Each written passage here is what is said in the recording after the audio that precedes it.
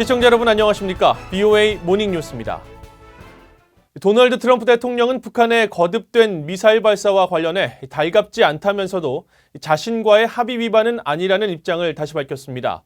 미한 연합훈련에 대해서는 비용이 많이 든다며 부정적 입장도 거듭 밝혔는데 북한 김정은 위원장과의 관계는 좋지만 언제든 달라질 수 있다는 말도 했습니다.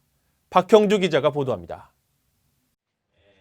프랑스에서 열린 주요 7개국 G7 정상회의에 참석 중인 트럼프 대통령은 아베 신조 일본 총리와의 양자회담에 앞서 북한의 잦은 미사일 시험을 우려하지 않느냐는 질문을 받았습니다. 트럼프 대통령은 먼저 단거리 미사일을 좋아하지 않고 그건 아베 총리의 영역, 즉 일본이 사정권 안에 들어간다며 말문을 열었습니다.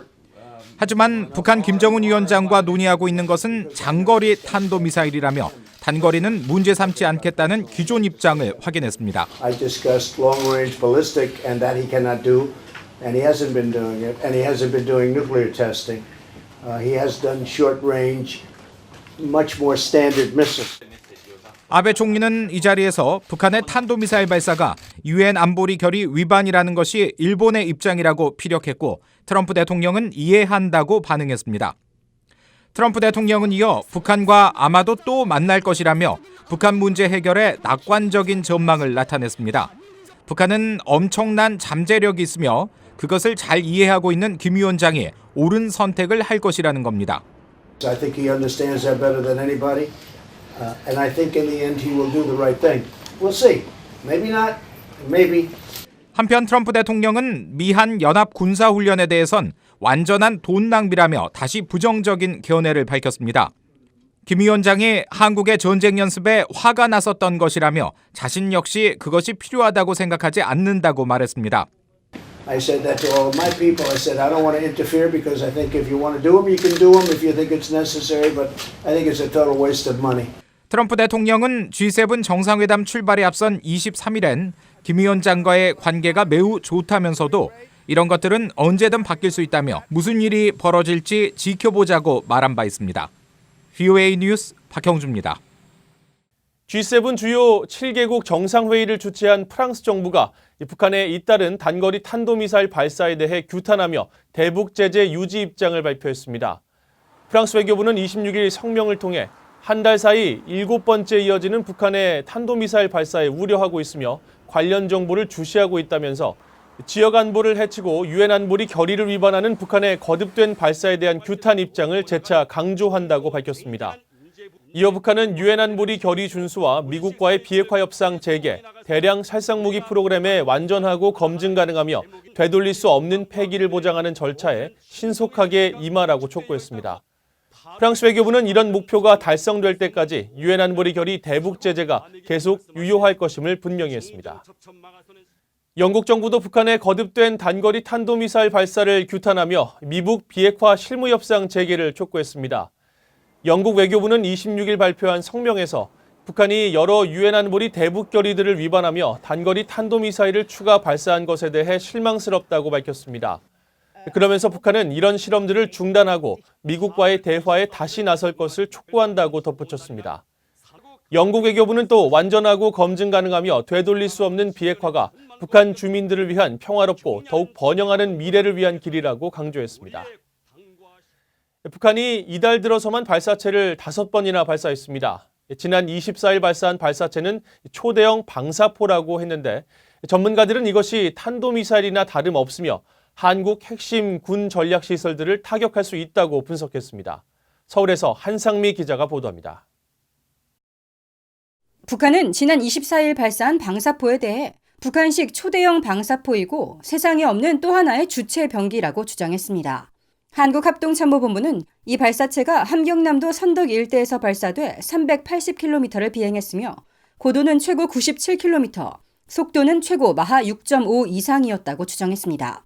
한국항공대 장영근 교수는 사거리가 400km 정도면 한국 타격용으로 볼 수 있다며 북한이 방사포와 탄도미사일을 혼합해 한국으로 쏠 경우 각각 다른 특성으로 요격이 어렵다고 말했습니다. 정상적인 탄도 궤적으로 탄도미사일과 방사포의 기술적인 차이는 없다고 볼 수 있다고 말했습니다. 400km까지 간다라는 거는 이제 방사포를 엄청 크게 확장한 거거든요. 그러니까 먼저 번에는 우리 이렇게 방사포를 낮게 쏠 수 있다 이런 걸 얘기를 하는 거고요. 그리고 엊그제 쐈던 거는 뭐냐면 우리가 사거리 400km까지 나갈 수 있다. 그러니까 뭐 초대형이다 뭐 이런 얘기를 쓴 거죠. 굉장히 위협적인 거죠. 그 자체로. 이 방사포는 외형상 최근 발사된 신형 대구경 조종 방사포와 유사해 보이지만 정점 고도와 사거리 등의 차이가 있고 지난달 31일과 이달 2일 발사된 방사포보다 구경이 더 커졌다는 분석도 나옵니다. 이번에는 초대형이라고 초자를 붙인 게 아닌가라고 하고요. 그래서 뭔가 이런 측면에서 조금 약간 구경이 달라진 게 아닌가, 그러니까 더 굵어진 게 아닌가라고 생각을 하고요. 김 교수는 사진을 보면 이동식 미사일 발사대 차량에 탑재된 발사관이 다른 걸 알 수 있다며 지난번엔 3개, 2열로 6개의 관이었지만 이번엔 4개라고 지적했습니다.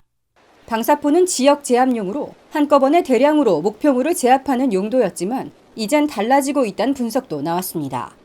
이번 같은 경우에는 방사포가 요즘에 계속해서 개량이 돼가지고 옛날에 못했던 유도도 좀 가능해지고 그러면서 이제 그 직경이 좀 커지니까 위력도 커졌단 말이에요. 이런 가운데 북한이 발사한 이번 발사체는 중국 다연장 로켓과 유사하다는 분석도 나왔습니다.